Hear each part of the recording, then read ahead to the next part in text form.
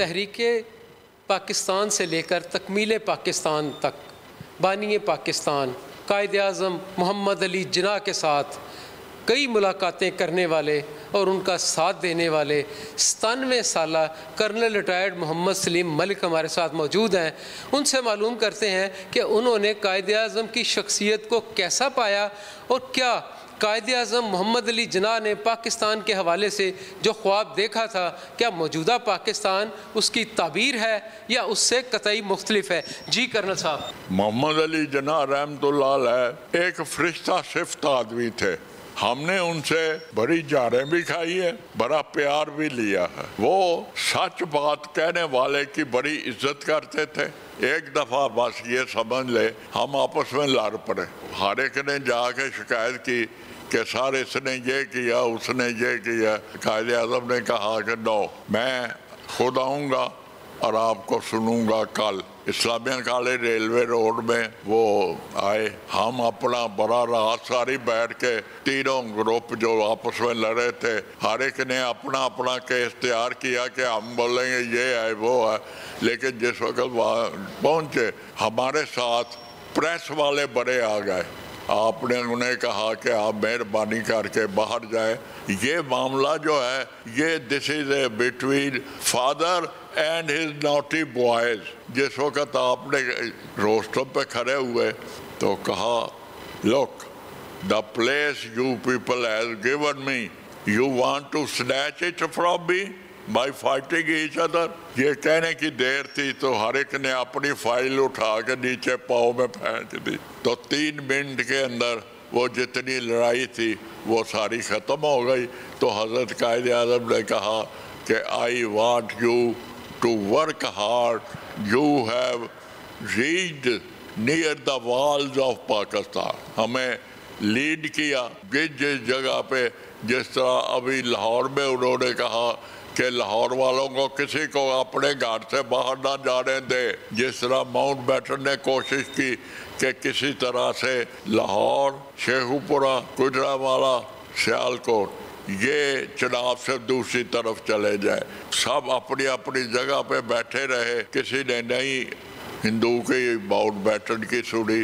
تو وہ آج آپ دیکھیں کہ جو کہتے تھے 6 مہینے یہ ملک نہیں نکالے گا، آج 78 سال میں یہ پوری دنیا کے مقابلے میں کھڑا ہے۔ کرنل صاحب یہ فرمائیے گا کہ کیا قائد اعظم محمد علی جناح ایسا ہی پاکستان چاہتے تھے جس کی آج تعبیر ہم دیکھ رہے ہیں یا اس سے قطعی مختلف ہے؟ حضرت قائد اعظم محمد علی جناح رحمت اللہ علیہ 2 باتوں کو بڑا زور دیتے تھے، ایک ایمانداری، دوسرا سچ بولنا۔ اور یہ بالکل نہیں پسند کرتے تھے کہ سیاسی لیڈر کوئی غلط بات کرے اور غلط کام کرے۔ وہ چاہتے تھے کہ ایماندار لیڈرشپ ہو اور ایماندار آگے کام کرنے والے دفتری ہو۔ تو ایماندار لیڈرشپ نہیں، آپ سوچ لیں کہ جو لیڈر ہیں وہ خود تو ان کی کیا تھی، آپ خود کچھ بھی نہیں تھے جب پاکستان بنا ہے، تو پاکستان کو لوٹ مار کر کے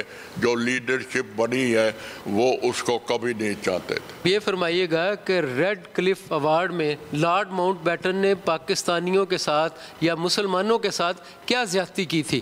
میں کہتا ہوں وہ ریڈ کلف ایوارڈ نہیں تھا، وہ ماؤنٹ بیٹن اور بلیک مینن، ایک کرشنا مینن تھے ان کے لیڈر ہندوؤں کے، اور ایک یہ کالا سیاہ جو بلیک رنگ ہے نا اس طرح کا مینن تھا، اس کو ہم لوگ اسٹوڈنٹ کالا مینن کہتے تھے۔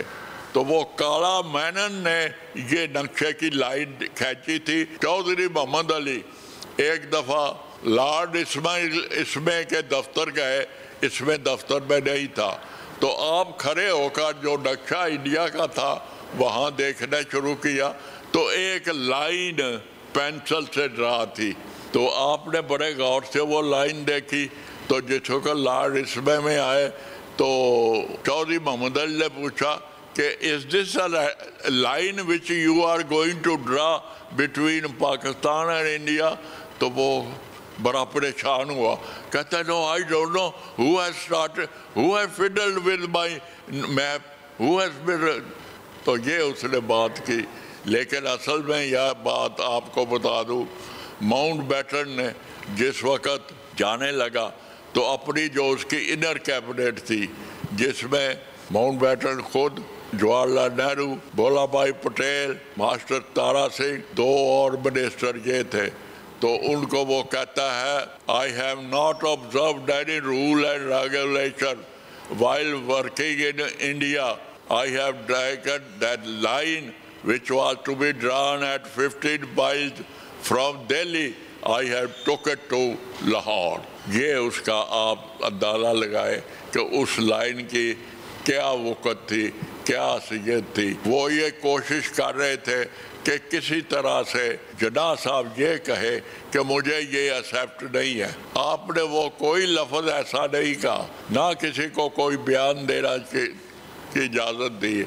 آپ نے صرف ایک ہی بات کہی، I have been given mouth eaten Pakistan۔ Colonel صاحب یہ فرمائیے گا کہ آپ نے جس طرح قائد اعظم کے ساتھ اپنے شب و روز بھی گزارے ہیں، قائد اعظم پاکستان کے سیاستدانوں کے بارے میں کیا کہتے تھے؟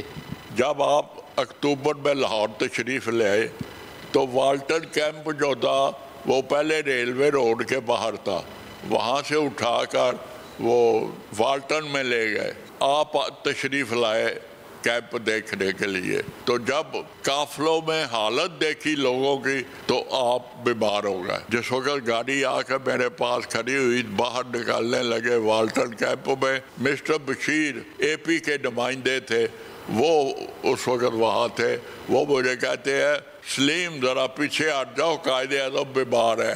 تو میں پیچھے کے ہٹتا، جب دروازہ کھولا آپ باہر قدم رکھنے لگے تو سیٹ پہ گر پڑے، تو وہیں سے سیدھا ان کو لے آئے گورنمنٹ ہاؤس میں۔ گھنٹے 2 کے بعد جب آپ کو اچھی طرح ہوش آیا تو آپ باہر تشریف لائے، تو بیرے نے کرسی اٹھائی ہوئی تھی، تو آپ نے دیکھا کہ ایک طرف وزیر ہے، دوسری طرف ہم ہیں، تو آپ وہاں پہنچ گئے، تو وہاں پہ چل دیے، وہاں آ کر بیٹھ گئے، تو ایک ہی بات کہتے جائے، No, I never thought of it.